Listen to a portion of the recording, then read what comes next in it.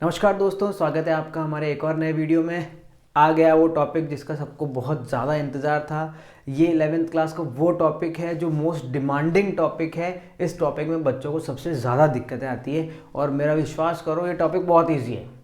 ये टॉपिक बहुत ईजी है, बस आपको क्या करना है, इसमें नंबर ऑफ़ क्वेश्चंस ज़्यादा करने हैं, आपको प्रैक्टिस ज़्यादा करनी है। आप जितनी ज़्यादा प्रैक्टिस करोगे ये चैप्टर उतना ही आसान बनता जाएगा आपके लिए और आपको सबसे ज़्यादा मार्क्स भी दिलाएगा। इस बात की गारंटी भी मैं लेता हूँ। क्या है? Financial statement of sole proprietorship या फिर फाइनल अकाउंट्स। किसके? सोल प्रोप्राइटर के।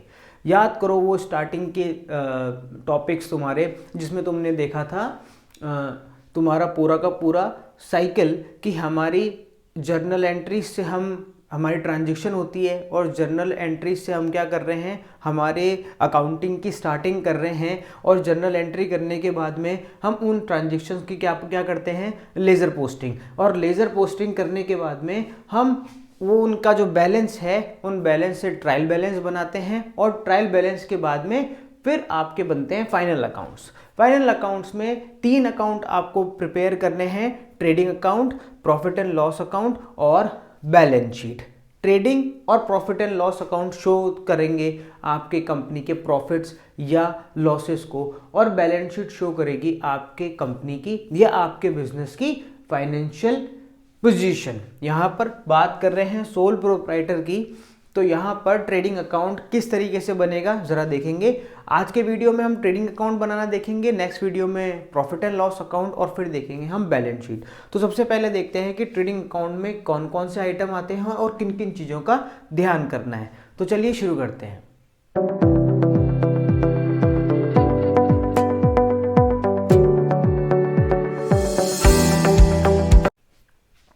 तो देखिए, ट्रेडिंग अकाउंट जब हम बनाएंगे, ट्रेडिंग अकाउंट इस चैप्टर का सबसे इजी अकाउंट है। वो इसलिए बोल रहा हूँ क्योंकि इसमें बहुत ही लिमिटेड चीज़ें हैं। ज़रा देखें ट्रेडिंग अकाउंट को, परफॉर्मा देखें ज़रा इसका। इसके परफॉर्मे में डेट का कॉलम नहीं होता, इसके परफॉर्मे में पर्टिकुलर आएगा अमाउंट, पर्टिकुलर और अमाउंट। डेट का कॉलम इसलिए नहीं होता क्योंकि जो फाइनल अकाउंट्स है वो हमेशा लास्ट डेट को ही प्रिपेयर किए जाते हैं। तो यहां पर हम ऊपर लिख देंगे trading account for the year ended 31 मार्च 2000। जो भी आपको साल दे रखा हो क्वेश्चन के अंदर वो साल आपको यहां पर लिख देना है। अब करना क्या है भैया, इसके अंदर कुछ नहीं करना, बहुत इजी टॉपिक है, देखते जाओ। यहाँ पर क्या हो रहा है, देखो ट्रेडिंग अकाउंट जब बनाएंगे ये वो डेबिट साइड है, बिल्कुल लेजर वाला ही है, बस डेट का कॉलम नहीं है। ये डेबिट साइड है और वो क्रेडिट साइड है। मैं नंबरिंग करता जाऊंगा, नंबरिंग आप देखते जाना और उसी नंबरिंग के हिसाब से एग्जाम में करना। अगर ये नंबरिंग ध्यान नहीं रखोगे गड़बड़ हो जाएगी, बता रहा हूँ, बहुत भारी दिक्कत हो जाएगी। देखो ज़रा, सबसे पहले शुरुआत होती है ओपनिंग स्टॉक से, यानी आपको सबसे पहले यहाँ पर क्या लिखना है, टू ओपनिंग स्टॉक। ये ओपनिंग स्टॉक किसका होता है? ये ओपनिंग स्टॉक रॉ मटेरियल का भी हो सकता है, फिनिश गुड्स का भी हो सकता है। क्वेश्चन में आपको देख के रखेगा, वो हम क्वेश्चन के अकॉर्डिंग देख लेंगे। कुल मिला के यहाँ पर क्या आना है, ओपनिंग स्टॉक आना है, यानी आपके बिजनेस के अंदर पहले से कितना माल पड़ा हुआ है, ओपनिंग स्टॉक की अमाउंट आ जाएगी। इसके ठीक बाद में आपको लिखना है यहाँ पर टू परचेस। आपने जो भी गुड्स परचेस करा है, यहाँ पर ध्यान देना, सिर्फ वही परचेज आएगी जो आपने गुड्स परचेस करा है। अगर आपने कोई एसेट परचेस करी है तो वो यहाँ पर नहीं आएगा, सिर्फ और सिर्फ गुड्स की परचेज हम यहाँ पर लिखेंगे। पर यहाँ पर एक छोटी सी चीज़ ध्यान रखनी है कि परचेज में से कुछ आइटम लेस भी होंगे। अब वो आइटम क्या होंगे ये मैं अभी आपको बाद में बताऊंगा, पर पहले हम आगे देखते हैं कि यहाँ पर कौन कौन सी चीज़ें आ रही है। सबसे पहले हमने लिखा ओपनिंग स्टॉक, उसके बाद में हमने लिखा टू परचेज, और परचेज के बाद अब हम यहाँ पे लिखेंगे कुछ डायरेक्ट एक्सपेंसेस।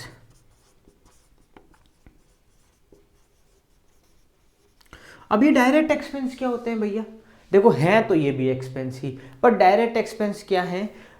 डायरेक्ट एक्सपेंस वो एक्सपेंस हैं जो आपके प्रोडक्ट की मैन्युफैक्चरिंग से डायरेक्ट लिंक्ड होते हैं या डायरेक्ट रिलेटेड होते हैं। अगर वो एक्सपेंस आपने नहीं करे तो वो प्रोडक्ट की मैन्युफैक्चरिंग ही नहीं की जा सकती है। इसको और एक तरीके से और समझें कि आप गुड्स परचेस करके लेके आए और उस गुड्स को आपके गोडाउन तक लाने के जितने भी एक्सपेंस होंगे वो सारे के सारे एक्सपेंस डायरेक्ट एक्सपेंस में काउंट होंगे।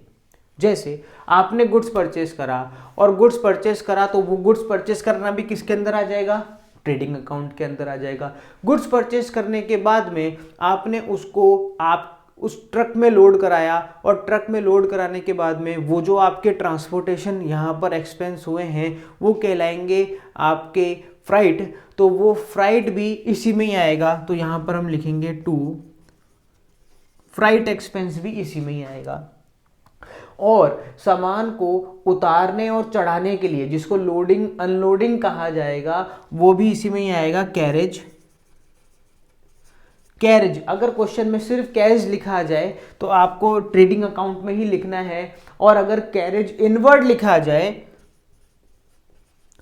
तो भी इसी अकाउंट में लिखना है। पर यहां पर ध्यान देना, अगर कहीं पर कैरेज आउटवर्ड लिखा आ जाए तो वो यहां पर मत लिखना। अब ये क्या है भैया, कैरेज इनवर्ड तो लिखें, कैरेज आउटवर्ड क्यों ना लिखें। देखो आपके गोडाउन के बाहर ट्रक आके खड़ा हो गया है, आपको उस ट्रक में से सामान उतार के अपने गोडाउन में तो रखवाना पड़ेगा ना। तो जब आप गोडाउन के अंदर सामान रखवा रहे हैं वो तो कहेगा कैरेज इनवर्ड। और कैरेज आउटवर्ड का मतलब हो गया कि आपका सामान बन चुका है, अब आप सेल करने के लिए क्या कर रहे हैं, ट्रक में उस सामान को दोबारा से लोड करवा रहे हैं, बना हुआ माल, फिनिश गुड्स, रॉ मटेरियल नहीं है, फिनिश गुड्स क्या कर रहे हैं, सेल करने के लिए ट्रक में लोड करवा रहे हैं, वो कहलाएगा कैरेज आउटवर्ड। वो इनडायरेक्ट एक्सपेंस की कैटेगरी में आता है, इसीलिए वो इस अकाउंट में नहीं आएगा। पहले चीज तो अपने दिमाग में डायरेक्ट और इनडायरेक्ट को क्लियर कर लो। डायरेक्ट एक्सपेंस वो एक्सपेंस हैं जो एक्सपेंस प्रोडक्ट की मैन्युफैक्चरिंग से डायरेक्ट रिलेटेड है। अगर वो एक्सपेंस नहीं किए जाएंगे तो प्रोडक्ट बन ही नहीं सकता। फॉर एग्जाम्पल, मेरे मार्कर बनाने की फैक्ट्री है, अगर मैं मार्कर बनाने के लिए प्लास्टिक रॉ मटेरियल परचेज नहीं करूंगा तो क्या ये मार्कर बन जाएगा, क्या नहीं बनेगा। तो इसका मतलब ये जो मार्कर के लिए रॉ मटेरियल मैंने परचेस करा है ये किस तरह का एक्सपेंस है, ये डायरेक्ट एक्सपेंस है।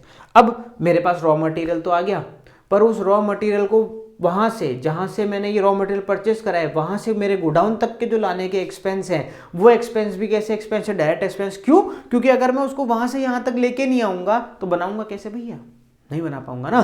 तो इसीलिए वहाँ से यहाँ तक मेरे गोडाउन तक लाने तक के जो भी एक्सपेंस होंगे वो डायरेक्ट एक्सपेंस होंगे और वो भी इसमें काउंट हो जाएंगे। और देखिए अब वो मेरे गोडाउन तक आ गया, गोडाउन में आने के बाद में जिस मशीनरी से मैं इसे बना रहा हूं वो मशीनरी जिस इलेक्ट्रिसिटी से चल रही है उस इलेक्ट्रिसिटी का बिल भी कैसा एक्सपेंस होगा, डायरेक्ट एक्सपेंस होगा। इसीलिए यहां पर हम लिखेंगे two fuel and power. Fuel और पावर भी कौन सा एक्सपेंस है भैया, डायरेक्ट एक्सपेंस है। अरे अगर जिस मशीनरी से मैं इसे बना रहा हूं अगर वो इलेक्ट्रिसिटी से चलती है तो इलेक्ट्रिसिटी का जो बिल आएगा वो मेरे लिए डायरेक्ट एक्सपेंस है। और अगर वो किसी और फ्यूल से चलती है, मान लो पेट्रोल से या डीजल से चलती है, तो पेट्रोल और डीजल जो मैं खरीद के लेके आऊंगा वो मेरे लिए डायरेक्ट एक्सपेंस होगा। क्यों? क्योंकि अगर मैंने वो खर्चा नहीं करा है तो मेरा ये मार्कर कतई नहीं बन सकता। अब आप बोलोगे तो इनडायरेक्ट एक्सपेंस क्या होता है? देखो ऐसा है, इसके अलावा जितने भी खर्चे हैं वो सारे के सारे क्या है, इनडायरेक्ट है। आपको इनडायरेक्ट याद करने की जरूरत नहीं है, 4-5 डायरेक्ट एक्सपेंस है, बस वो याद कर लो। उसके अलावा तुम्हारे सामने कोई भी एक्सपेंस आ जाए सीधे उठा के कहां फेंकना है उसको, P&L के अंदर। तुम्हें ट्रेडिंग के अंदर सिर्फ 5 चीजें ध्यान रखनी है। एक तो सबसे पहले ओपनिंग स्टॉक, उसके बाद में परचेज, उसके बाद में सारे के सारे डायरेक्ट एक्सपेंस, और इसके बाद में आ जाएगा इस तरफ। देखो यहां पर सारी परचेज की और खर्चे की बात आ गई है। यहां पर क्या आ रहा है, परचेज और खर्चा। तो यहां पर क्या आएगी, यहां पर आएगी इनकम। यानी इनकम कैसे होगी आपकी, सेल करने से होगी। तो यहां पर सबसे पहले आ जाएगा आपका, मैं बात करूं 4th पॉइंट की बात कर रहा हूं, यहां पर आएगी बाय सेल्स। आपने कितनी सेल्स करी है वो सेल्स इधर आ जाएगी, और उसके बाद लास्ट आ जाएगा यहां पर बाय क्लोजिंग स्टॉक। देखो यहां पर ओपनिंग स्टॉक आया, इसके बिल्कुल अपोजिट में क्या आ रहा है, क्लोजिंग स्टॉक आ रहा है। यहां पर परचेज आया, इसके अपोजिट में बिल्कुल यहां पर क्या आ रहा है, सेल्स आ रहा है। आधे काम तो यही खत्म हो गए। अब बस तुम्हें क्या ध्यान रखना है, डायरेक्ट एक्सपेंस। डायरेक्ट एक्सपेंस भी गिनती के हैं, 4-5 डायरेक्ट एक्सपेंस है। अगर तुम्हें लिखा आ जाए डायरेक्ट एक्सपेंस तो इसमें आएगा, अगर लिखा आ जाए फ्राइट तो इसमें आ जाएगा, अगर लिखा आ जाए कैरेज इनवर्ड या फिर सिर्फ कैरेज तो इसमें आएगा, अगर लिखा आ जाए फ्यूल एंड पावर तो इसमें आएगा, और अगर लिखा आ जाए वेजेस तो भी इसी में ही आएगा। ये 4-5 गिनती के हैं बस। इसके अलावा अगर कुछ भी है, इसके अलावा सैलरी है, रेंट है, कोई इंटरेस्ट पेड है, कोई भी एक्सपेंस हो, वो आपको इस अकाउंट का उससे कोई लेना देना नहीं है। तो कितनी चीजें हो गई इसके अंदर, 5 चीजें हो गई। पहला हो गया ओपनिंग स्टॉक, दूसरा हो गया परचेस, तीसरा हो गया डायरेक्ट एक्सपेंस, चौथा हो गया सेल्स और पांचवा हो गया क्लोजिंग स्टॉक। बस इस अकाउंट में इतना ही ध्यान रखना है, इसके अलावा और कुछ ध्यान नहीं रखना। अब मैंने यहाँ पर कुछ जगह छोड़ी है परचेस के लिए और यहाँ पर कुछ जगह छोड़ी है सेल्स के लिए। जरा देख लेते हैं। अगर क्वेश्चन में सेल्स दे रखी है और सेल्स रिटर्न भी दे रखा है तो आपको क्या करना है, सेल के अमाउंट को अंदर लिखना है और उसमें से लेस क्या करना है, सेल्स रिटर्न, और जो भी सेल्स रिटर्न की अमाउंट है वो लेस करके फिर अमाउंट बाहर फेंक दो। जैसे मान लो क्वेश्चन के अंदर दे रखा हो कि परचेस सेल तो हमने कितनी करी, 20,000 रुपए की सेल करी, पर हमारा 1,000 रुपए सेल्स रिटर्न भी हुआ है, तो हम क्या करेंगे, इस 20,000 में से 1,000 रुपए लेस करके 19,000 रुपीज बाहर फेंक देंगे। कोई दिक्कत है? कोई दिक्कत नहीं, बड़ा आसान है। और सेल्स रिटर्न ना हो तो सीधे 20,000 बाहर फेंक दो, क्या दिक्कत है? ठीक है। अब देखो यहां पर ऐसा ही परचेज में भी है। अगर परचेज दे रखा हो और क्वेश्चन में परचेज रिटर्न दे रखा हो तो आपको क्या करना है, परचेज रिटर्न को क्या करना है, उसमें से लेस करना है। अब देखो सेल्स में तो एक ही आइटम था लेस करने के लिए, सेल्स में से सेल्स रिटर्न। परचेज में 1-2 आइटम और है जो आप क्या कर सकते हो, आप परचेज में से लेस कर सकते हो। ये चीज बस थोड़ा सा ध्यान रखना, ये थोड़ा टेक्निकल है, इसको थोड़ा ध्यान रखना। अगर परचेज दे रखा हो और परचेज रिटर्न भी दे रखा हो तो वो हो जाएगा लेस। और अगर दे रखा हो क्वेश्चन में गुड्स लॉस बाय फायर, अगर गुड्स लॉस बाय फायर है तो वो जो गुड्स आग में जल के खराब हो गया वो भी इसमें से लेस हो जाएगा। अगर आपने कोई गुड्स चैरिटी में दिया है या डोनेशन में दिया है तो वो चैरिटी और डोनेशन भी क्या करनी पड़ेगी, आपको यहां से लेस करनी पड़ेगी। यानी कुल मिला के परचेस के अंदर अगर कोई ऐसा गुड्स बिना सेल करे आपके बिजनेस से चला गया है तो वो इसमें से लेस होगा। तो देखो डोनेशन भी लेस हो जाएगी, चैरिटी भी लेस हो जाएगी। और एक सबसे इंपॉर्टेंट चीज ध्यान रखना, अगर क्वेश्चन में आपको ड्राइंग्स दे रखा हो, पर वो ड्राइंग्स किसका होना चाहिए, गुड्स का। ड्राइंग्स कैश का भी हो सकता है और गुड्स का भी हो सकता है। अगर उसने ड्राइंग्स किसका करा है, गुड्स का करा है प्रोप्राइटर ने, तो वो ड्राइंग्स भी किस में से लेस हो जाएगी, परचेज में से। बस ये चीजें ध्यान रख लो और अमाउंट सीधे बाहर फेंक देना और ये आपका ट्रेडिंग अकाउंट पूरा का पूरा प्रिपेयर हो गया। अब करना क्या है भैया, इतनी सारी चीजें तो लिख दी, ओपनिंग स्टॉक लिखा, परचेज लिखा, डायरेक्ट एक्सपेंस लिखे, सेल्स लिख दी, क्लोजिंग स्टॉक लिख दी। आप क्या करें, अरे बैलेंस निकालो यार, लेजर जैसा ही तो है, बिल्कुल ये लेजर जैसा है। तुम्हें क्या करना है, इसका बैलेंस निकालना है। और जब बैलेंस निकलोगे तो बैलेंस या तो यहां निकलेगा या फिर यहां निकलेगा। अब भैया यहां निकले से क्या मतलब, देखो अगर इधर निकला बैलेंस तो वो हो जाएगा 2 ग्रॉस प्रॉफिट, वो कहलाएगा आपका ग्रॉस प्रॉफिट अगर बैलेंस इधर निकला तो। और अगर बैलेंस इधर निकला तो वो हो जाएगा बाय